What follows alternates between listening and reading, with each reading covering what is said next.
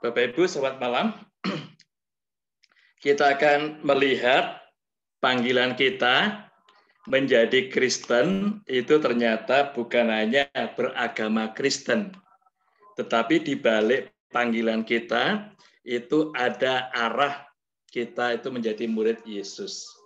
Karena itu di sini kita bisa lihat bahwa kita mengimani Yesus dan agama kita Katolik, ternyata di balik agama kita itu kita mempunyai makna dan tugas yaitu menjadi murid Yesus. Karena itu menjadi murid berarti kita belajar dari Yesus, kemudian kita mewujudkan ajarannya itu, dan kita juga mempraktekkan di dalam hidup tentang ajaran itu. Dan Yesus sebagai pengajar bukan hanya ngomong saja, tapi dia juga memberikan teladan. Karena itu dalam dinamika kita sebagai murid Yesus di sini, saling berbagi kegembiraan, saling menerima pribadi yang lain. Kemudian juga saling menyapa, menanggapi kehadiran orang lain. Di antara lain, di sini bagi kita ditunjukkan menjadi murid Yesus, itu bukan hanya dibaptis begitu saja. Memang baptisan itu menjadi sarana bagi kita menjadi murid Yesus, tapi di balik itu ada cara hidup yang ditanam oleh Yesus ke dalam pribadi kita dan perlu kita wujudkan. Dan gambar ini mau mengungkapkan dinamika kita sebagai murid Yesus itu saling berkomunikasi, membagikan kegembiraan seperti Yesus tegaskan saat dia bangkit, salam damai sejahtera bagi kamu. Ini memberikan damai, kegembiraan, kebahagiaan, dan menerima kehadiran yang lain dengan respect dan respon. Maka ini akhirnya membangun kerjasama dengan yang lain. Itu yang kita lihat dinamika kehidupan kita sebagai murid Yesus. Seorang murid akan menyerap ilmu dari sang guru dan akan mengingat ilmu itu serta melaksanakannya, menghidupi dan mempraktekkan ajaran itu untuk hidup seperti gurunya. Ini yang kita sadari bahwa seorang murid itu akan pertama-tama menyerap ilmunya dari guru, ajaran-ajarannya, kemudian mempraktekkan ajaran-ajaran itu sehingga kita juga seperti sang guru di dalam hidup kita. Jadi dinamika kita menjadi Katolik itu kita menyerap ajaran Yesus, ilmu-ilmu dari dia, ilmu kehidupan, dan bagaimana kita akhirnya menghidupi ilmu itu di dalam dunia kita sekarang ini. Makanya akhirnya kita juga bisa menyadari bahwa kita diutus untuk berbagi kegembiraan. Dan ini yang juga diungkapkan oleh Paus kita dengan Gaudium Evangelii, kita hidup dengan penuh sukacita, mewartakan sukacita itu kepada orang lain. Itu salah satu hal yang juga bisa kita sadari dari pemuridan kita dari pribadi Yesus, akhirnya kita hidup seperti dia, berbagi kebahagiaan ini. Nah, murid yang sejati itu pasti akan patuh, setia, dan meneladani hidup dari sang guru. Nah, ini yang kita sadari, Yesus sendiri bukan hanya mengajar, tapi dia memberikan contoh hidup yang konkret. Sehingga kita sebagai muridnya mendapatkan teladan hidup yang mudah kita ingat dan mudah kita praktekkan. Ini antara lain dalam kehidupan kita sebagai murid itu ada pola hidup yang kita teladan dari Yesus sendiri. Dan dari penulis Gordon MacDonald itu mengungkapkan pemuridan yang sejati adalah komitmen yang utuh kepada Tuhan Yesus. Nah, kita juga tahu bahwa murid yang baik itu pasti akan setia pada sang guru. Di sekolah juga kita bisa lihat, murid yang baik adalah mempraktekkan apa yang diajarkan oleh guru dan mendengarkan dengan baik.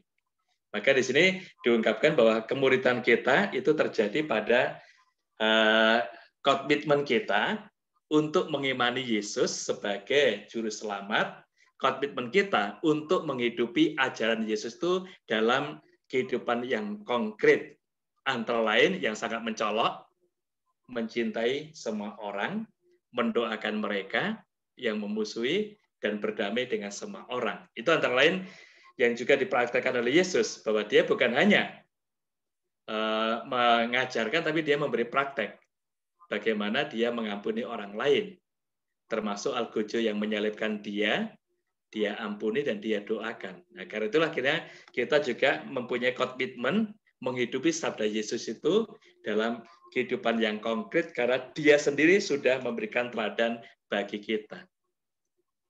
Kesetiaan kita pada komitmen ini menjadi integritas kita, dan itu akan mengembangkan kualitas diri kita sebagai murid Yesus. Dan tujuan kita hidup seperti Yesus. Jadi yang kita sadari bahwa dalam dinamika hidup kita, itu tujuan kita adalah hidup seperti pribadi Kristus. Ini sangat mengagumkan bagi kita. Ada ciri khas yang ditanamkan oleh Yesus dalam diri kita dan dihidupi oleh para murid. Kalau kita membaca dari Kisah Para Rasul 11 ayat 26 diungkapkan, di Antiokhia lah untuk pertama kali mereka disebut murid Kristus. Disebut Kristen. Itu karena murid-murid Kristus. Ini sesuatu yang bisa kita sadari bahwa sebutan kita Kristen itu karena kita murid Kristus. Dan yang memberi sebutan itu bukan kelompok murid-murid, tapi orang-orang di sekitar para murid di Antiokhia itu, kelompok itu Kristen karena dia pengikut Kristus. Itu sesuatu yang bisa kita sadari, komitmen kita, kesetiaan pada Kristus, mengembangkan diri kita, juga memberikan identitas diri kita. Maka kalau kita menghidupi sabda Kristus itu sebagai muridnya, akhirnya kita juga layak untuk disebut Kristen, karena memang pengikut Kristus itu. Ini kita sadari di Antiokhia, itu untuk pertama kali kelompok murid-murid Yesus disebut Kristen, karena pengikut atau murid Yesus. Saya kira satu-satunya kelompok yang disebut dengan nama pendiri atau dengan nama sang guru adalah Kristen ini. Ini yang kita sadari, dan ini menjadi identitas diri kita. Dan bahkan menjadi sebutan agama kita, disebut Kristen karena pengikut Kristus ini. Ini yang kita sadari, kesetiaan kita terhadap pribadi Kristus mengembangkan kualitas diri kita, sekaligus kita memberikan identitas diri kita sebagai murid Kristus. Itu dari Kisah Para Rasul 11 ayat 26.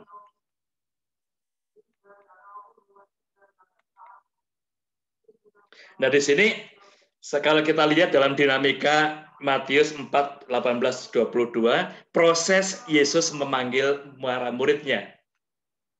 Tidak begitu saja langsung memanggil. Pertama, dia melihat para murid itu sedang menjala ikan. Kemudian Yesus memanggil mereka, baru mereka mengikuti.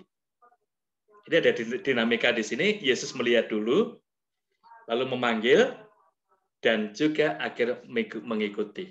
Sama dengan kita, kalau kita mau menjadi murid Yesus, pertama, kita juga melihat cara hidup orang lain, kemudian kita belajar mendengar Yesus itu, baru kita mengikuti, mengakui dengan kepercayaan, mengikutinya itu. Ini dinamika yang terjadi dalam panggilan para murid itu tidak begitu saja terjadi, tapi memang inisiatif itu dari Yesus, melihat para murid, akhirnya Yesus memanggil mereka, baru mereka mengikuti dia. Karena itu akhirnya mereka menjadi murid Yesus. Nah, dalam konteks ini, dalam iman Katolik kita tahu, kita menjadi Katolik itu pertama-tama inisiatif dari Allah, mewahyukan diri, dan kita menanggapi wahyu itu dalam iman kepercayaan. Sehingga di sini, dalam dinamika ini akan kita lihat, Yesus yang melihat, Yesus yang memanggil ini, itu istilahnya Yesus yang memperkenalkan diri kepada kita, baru para murid menanggapi, itulah yang menjadikan kita mengikuti dia. Nah, Yesus yang menjelaskan segalanya itu Allah yang mewahyukan diri, itu disebut wahyu, Yesus menjelaskan, dan kita yang menanggapi, mengikuti dia itu disebut iman, kepercayaan kita. Ini proses yang dinamika yang terjadi dalam hidup kita.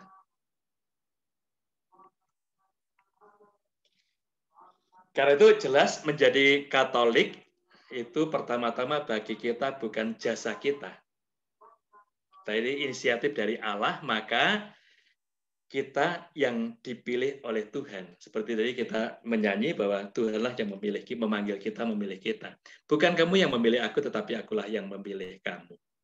Akhirnya pilihan ini menjadi Katolik itu sungguh karunia, sungguh rahmat, dan Tuhan yang memanggil kita yang lemah dan rapuh ini untuk diteguhkan, dikuatkan dalam rahmat-Nya. Maka setiap orang yang menanggapi panggilan Tuhan itu berkembang menjadi sempurna, dan itu arah kita sebagai murid Yesus seperti diungkapkan dalam Matius 5:48. Hendaklah kamu sempurna seperti Bapamu di surga sempurna adanya. Maka kita yang rapuh, yang lemah, dipanggil oleh Yesus menjadi muridnya untuk berkembang menjadi sempurna, dan rahmat-Nya itu yang menolong kita, Roh Kudus yang akan membimbing kita. Karena itu kita sungguh diterima, dihargai oleh Yesus. Dengan panggilan ini kita tahu, kita yang lemah dan rapuh ini ternyata dihargai oleh Yesus. Kita berharga di hadapan Yesus. Maka kita mempunyai semangat hidup sebagai murid Yesus karena kita yang rapuh hendak dikuatkan, hendak diteguhkan. Bahkan Yesaya juga mengungkapkan bahwa buluh yang terkulai tidak akan dipatahkan, dan sumbu yang berkedip-kedip tidak akan dimatikan. Tapi justru kita yang rapuh sebagai murid Yesus dikuatkan dengan rahmat-Nya. Sangat konkret, kita jatuh dalam dosa, Yesus menolong kita dengan memberikan sakramen tobat. Itu sesuatu yang bisa kita sadari bahwa di sini ada dinamika iman kita sebagai murid-Nya. Yesus memang menghargai kita, ingin sungguh menolong kita, maka Dia memberikan rahmat yang kita butuhkan. Nah, sekarang yang bisa kita lihat, daya tarik Yesus itu sangat mengagumkan. Dalam Yohanes diungkapkan, jika aku telah ditinggikan, aku akan menarik semua orang kepadaku. Dan di sini ditinggikan itu disalibkan. Maka benar, dia disalibkan dan diletakkan di bukit, dan tempat penyaliban Yesus itu di pinggir jalan raya, sehingga semua orang memandang Yesus. Dan orang yang memandang Yesus akhirnya mengakui bahwa dia sungguh Allah dan sungguh wafat di hadapan mereka itu. Seperti diungkapkan oleh kepala perwira atau kepala pasukan itu, sungguh orang ini sungguh anak Allah. Karena itu di sini dalam ketika disalibkan itu orang melihat bahwa dia memang sungguh anak Allah, maka dia menjadi daya tarik bagi banyak orang. Dan sabda Yesus selalu benar. Dan kita tahu banyak hal dikatakan oleh Yesus sebelum terjadi. Seperti misalnya perjamuan malam itu, ketika para murid mau bertanya, di mana aku mempersiapkan perjamuan bagimu, pergilah ke kota, kamu akan menemukan seorang membawa kendi, ikutilah dia dan katakan di mana aku merayakan Paskah bersama muridku. Sabda Yesus selalu mengungkapkan sesuatu yang jauh sebelum diketahui para murid. Ketika mau masuk Yerusalem, dia juga katakan, pergilah ke desa di depan itu, lepaskanlah keledai yang tertambat di depan rumah. Dan kalau ada yang mengatakan, mengapa kamu melepaskan, Tuhan menghendaki. Dan memang terjadi seperti itu. Ini sesuatu yang bisa kita lihat dalam banyak hal. Yesus mengungkapkan sabdanya, dan itu jauh sebelum sabda peristiwa terwujud, Yesus sudah mengetahui. Maka kita juga diajak untuk percaya pada sabda itu. Dan juga karya Yesus itu mewujudkan kehadiran dan sapaan Allah untuk pribadi kita. Ini daya tarik Yesus yang bisa kita lihat. Pertama, sabdanya itu juga banyak orang yang tertarik pada dia, bahkan pengajar-pengajar yang lain, guru-guru agama Yahudi, tidak ada yang seperti Yesus ini, mengatakan dengan penuh wibawa. Karya-karyanya juga sangat konkret. membela kemanusiaan, mencintai banyak orang, menyembuhkan yang sakit meskipun pada hari Sabat. Dan kemudian puncak hidup Yesus ditinggikan di salib, justru kepala pasukan menyimpulkan, sungguh orang ini adalah anak Allah. Ini menjadi daya tarik bagi kita, dan ini akhirnya apa yang dikatakan Yesus sungguh terbukti berikutnya. Nah, di sini yang bisa kita sadari mengapa Yesus disalibkan itu, dan ini juga menjadi tantangan bagi Yesus berhadapan dengan ahli Taurat dan orang Farisi. Mereka ini merasa tersaingi oleh kehadiran Yesus karena memang pamor mereka setelah Yesus hadir itu menjadi redup. Karena itu mereka sepakat membunuh Yesus supaya banyak orang kembali percaya pada mereka. Tapi tetap karena Yesus mempunyai daya pikat, akhirnya banyak orang meninggalkan mereka dan percaya dan menjadi murid Yesus. Kemudian juga tantangan dari Yesus untuk orang muda. Dalam Matius 19 itu, jualah milikmu dan bagikanlah pada orang miskin dan ikutlah aku. Ini mereka ditantang. Karena semua 10 perintah Allah sudah diwujudkan dengan baik. Tapi Yesus melihat kekurangan orang itu adalah berbuat kasih untuk banyak orang dan mengikuti Yesus. Ini jadi tantangan bagi mereka. Petrus dan para murid juga ditantang. Saat berjalan di atas air, Petrus ingin seperti Yesus, maka tolong bantulah aku supaya bisa berjalan di atas air. Berjalanlah.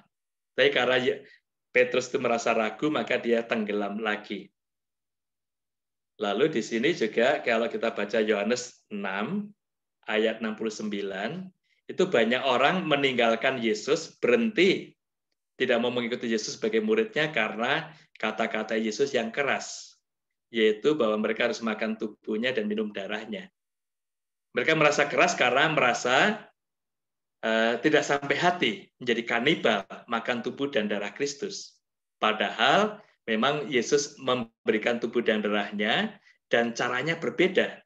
Wujudnya tidak tubuh dan darah manusia, tapi roti dan anggur dalam Ekaristi. Nah, karena perkataan Yesus harus makan tubuhnya dan minum darahnya untuk dapatkan hidup, bagi mereka keras, mereka mengundurkan diri.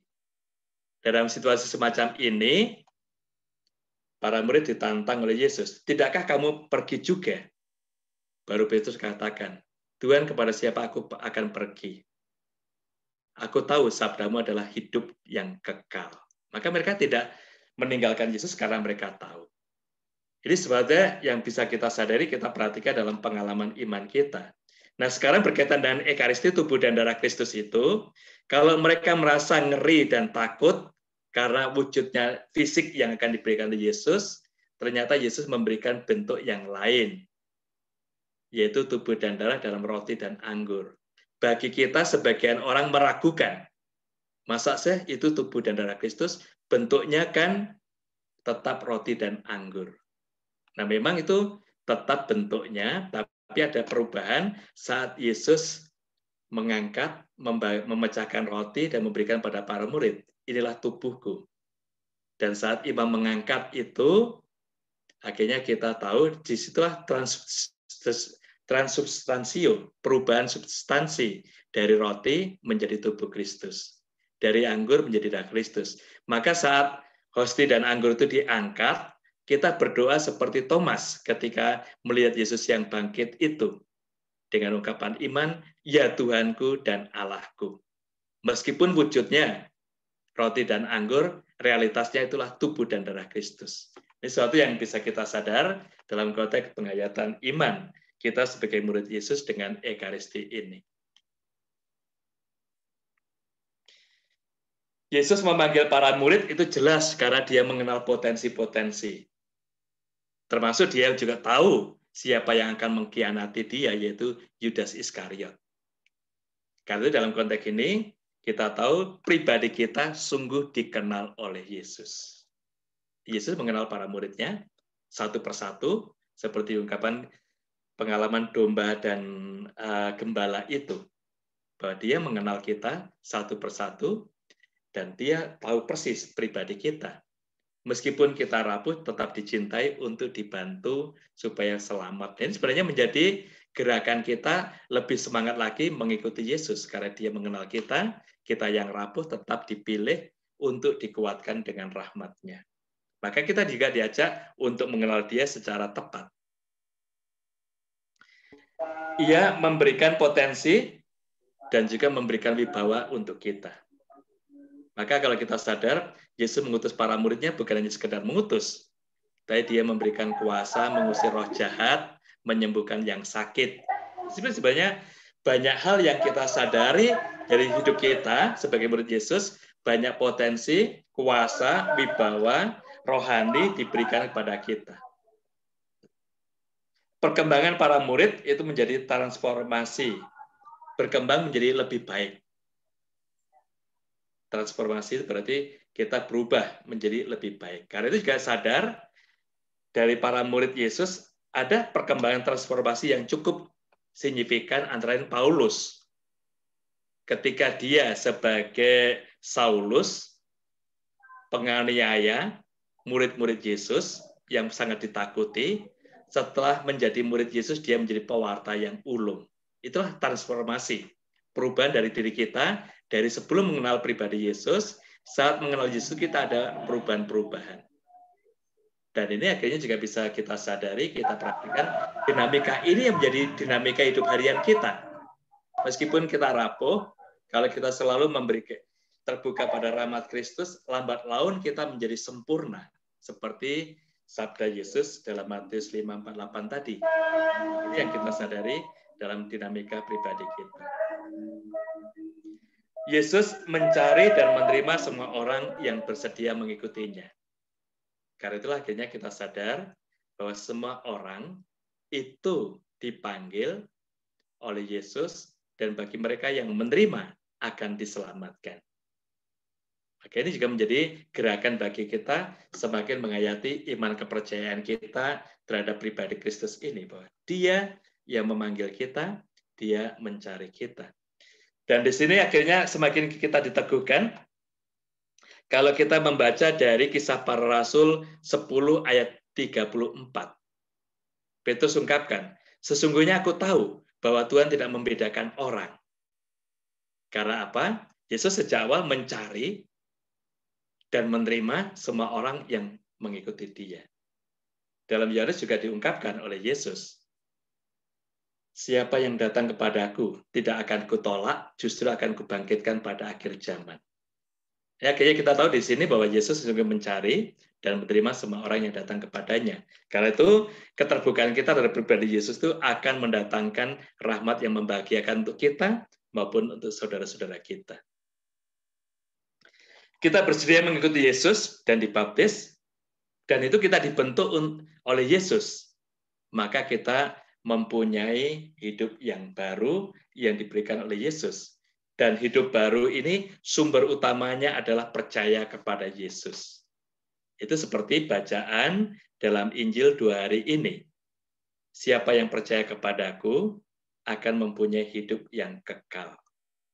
Dan hari ini juga diungkapkan, siapa yang percaya padaku akan melakukan pekerjaan-pekerjaan yang aku lakukan. Saya akan memahami bahwa aku akan dalam pribadimu dan seperti Bapa ada dalam diri saya. Maka ada kesatuan kita dengan Yesus itu karena percaya kepada Dia. Dalam Mazmur juga diungkapkan, dari ketidakberdayaan pribadi kita dipanggil dari kehidupan tanpa tujuan, yaitu kehidupan padang gurun, diungkapkan dalam Mazmur itu. Kita tahu di padang gurun tidak tahu arah dan tujuan kemana.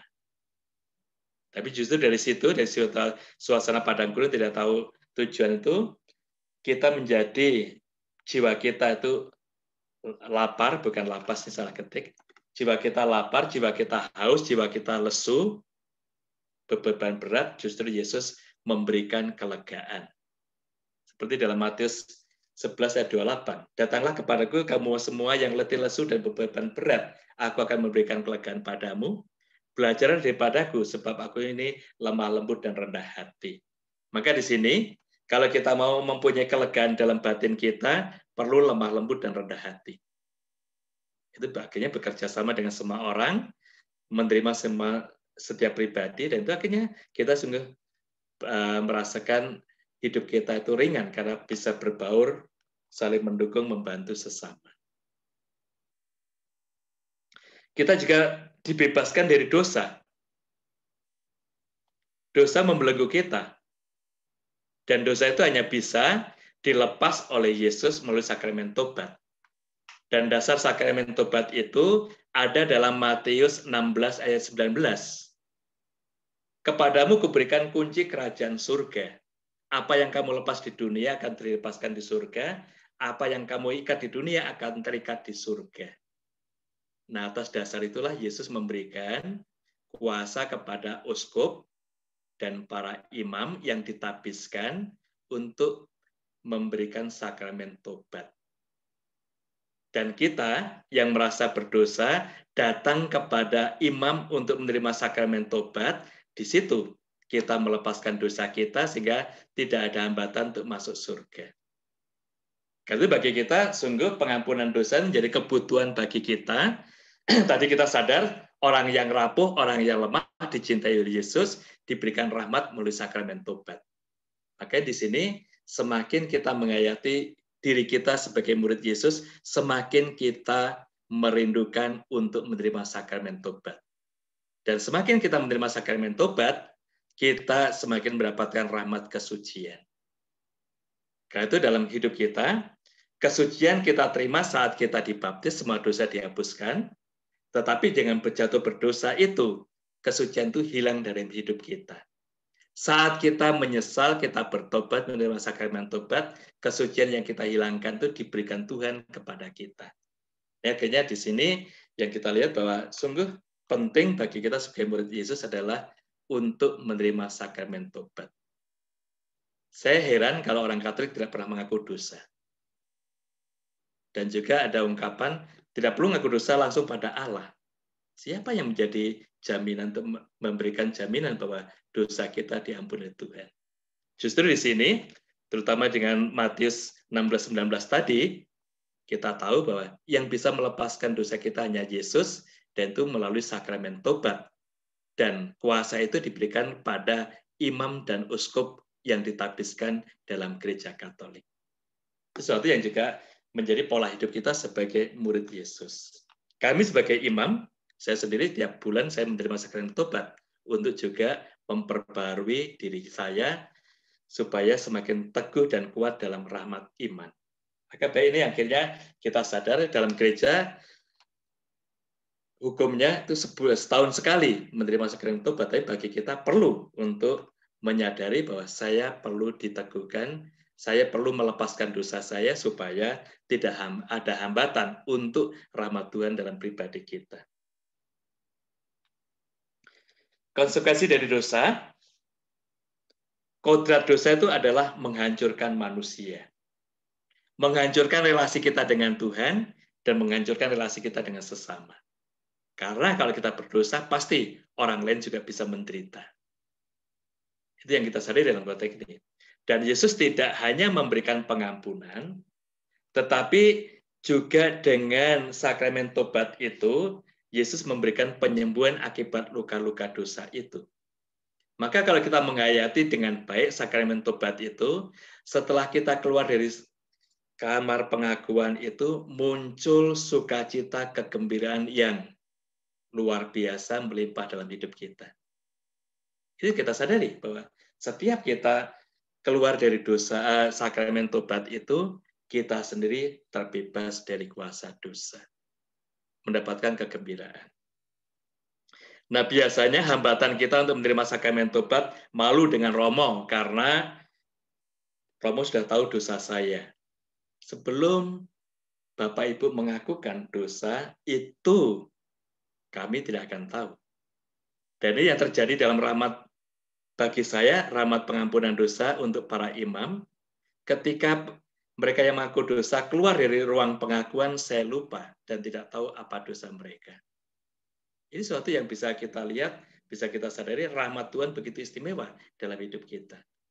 Maka keliru kalau pandangan, wah dosa saya itu saja pasti Romo udah tahu. Tidak. Justru di sini rahmat Tuhan bekerja untuk kita yang berdosa maupun untuk imam yang memberi sakramen tobat itu. Jadi akhirnya menolong kita, relasi kita tetap baik, dan kita juga tetap berkembang dalam rahmat Tuhan itu. Kita juga dipanggil pertama-tama untuk membangun persaudaraan, persekutuan dengan Kristus, itu dari 1 Korintus 1 ayat 9. Maka relasi kita dengan Yesus itu adalah relasi kemuritan. Kita memang murid-murid Yesus, dan kita belajar dari Dia, dan kita mempraktekkan ajarannya. Kita dipanggil juga untuk pelayanan, dari Matius 4 ayat 19. Dalam persaudaraan, kita diutus untuk melayani.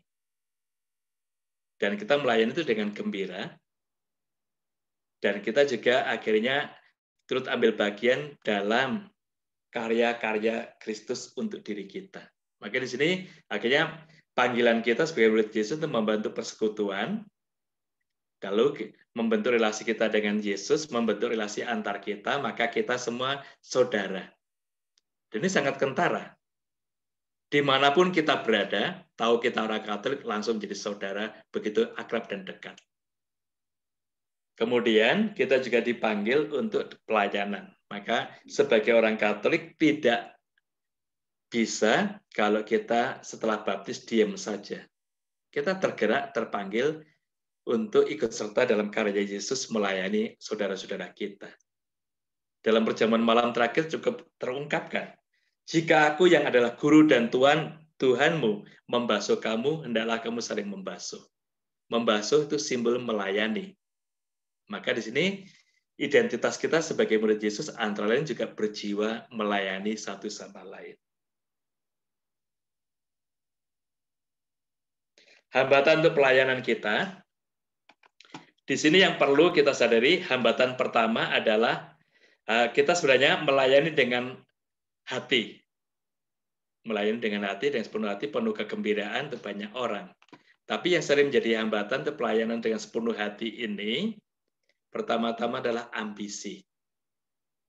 Kalau dalam diri para murid sangat tampak siapa yang terbesar di antara mereka. Kecuali ambisi, itu juga ada persaingan yang tidak sehat, supaya mendapatkan kedudukan prestasi lebih dari yang lain. Maka dalam konteks ini, Yesus tegaskan, yang terbesar bagi kamu adalah yang menjadi pelayan di antara kamu. Yesus bukan menunjukkan kedudukan, jabatan, tapi justru konkret sebagai murid Yesus, kita sungguh terbesar kalau kita mau dengan rela melayani orang lain. Kemudian juga bisa kita sadari, yang menjadi hambatan untuk menjadi pelayan bagi Yesus adalah cinta diri. Kalau kita lihat, banyak orang dipanggil oleh Yesus, alasannya macam-macam untuk mengikuti Dia. Tuhan, aku baru membeli ladang, biarlah aku membajak dulu. Tuhan, aku baru berkeluarga, biarlah aku hidup dalam keluarga dulu. Atau, Tuhan, biarlah aku memakamkan bapak ibuku, berarti menunggu mereka sampai wafat, baru aku menjadi muridmu. Yesus katakan, tidak, kalau kamu mengikuti aku harus segera. Maka cinta diri yang menjadi hambatan bagi kita harus ditiadakan. Kemudian juga kita sadari, dalam Galatia 5 ayat 13, itu kita tahu bahwa melayani Yesus dan sesama itu menjadi pola hidup murid Yesus. Maka Paulus tegaskan di sini, dalam Galatia 5 ayat 13 itu kita, realita diri kita itu melayani Tuhan dan melayani sesama. Karena itulah akhirnya bagi kita, untuk melayani dengan hati itu ada dua hal yang terungkap. Pertama, pelayanan ini sebagai pujian kita kepada Tuhan, rasa syukur atas rahmat dan talenta yang kita terima, tapi juga pelayanan ini bagi kita menjadi ungkapan cinta bagi sesama. Dan itu kalau kita tanam dalam pribadi kita sebagai murid Yesus, maka kita akan bisa menghilangkan ambisi, mencari yang terbesar atau cinta diri itu, sehingga kita sungguh melayani Tuhan dan sesama dengan penuh sukacita.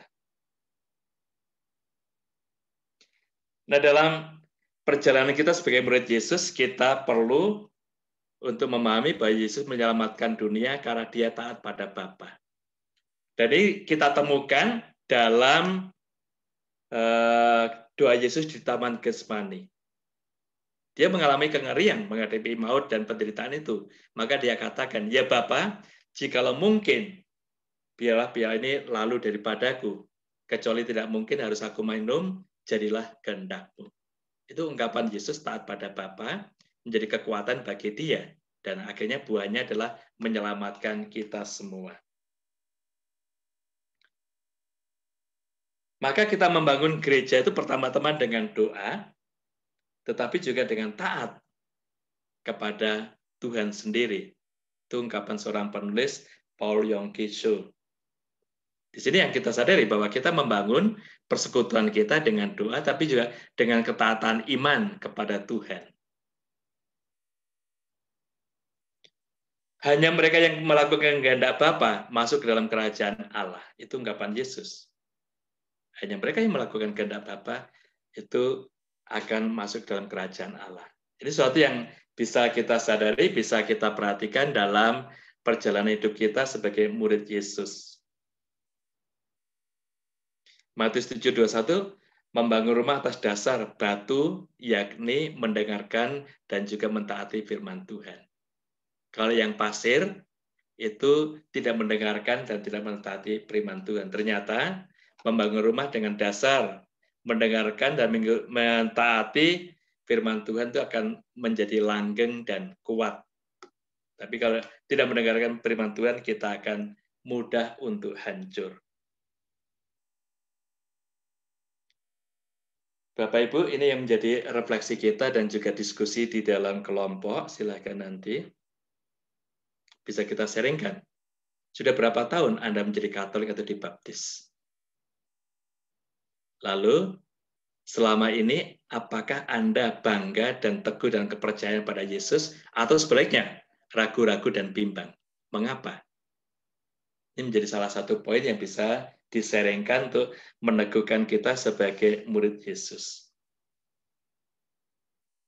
Yang kedua dari Injil hari ini, barang siapa percaya kepadaku akan melakukan pekerjaan-pekerjaanku. Dan pekerjaan-pekerjaan Yesus itu antara lain yang sangat nampak, melayani sesama, mewartakan kerajaan Allah, membagikan damai kepada orang-orang sekitar kita, mendukung orang lain untuk hidup lebih baik.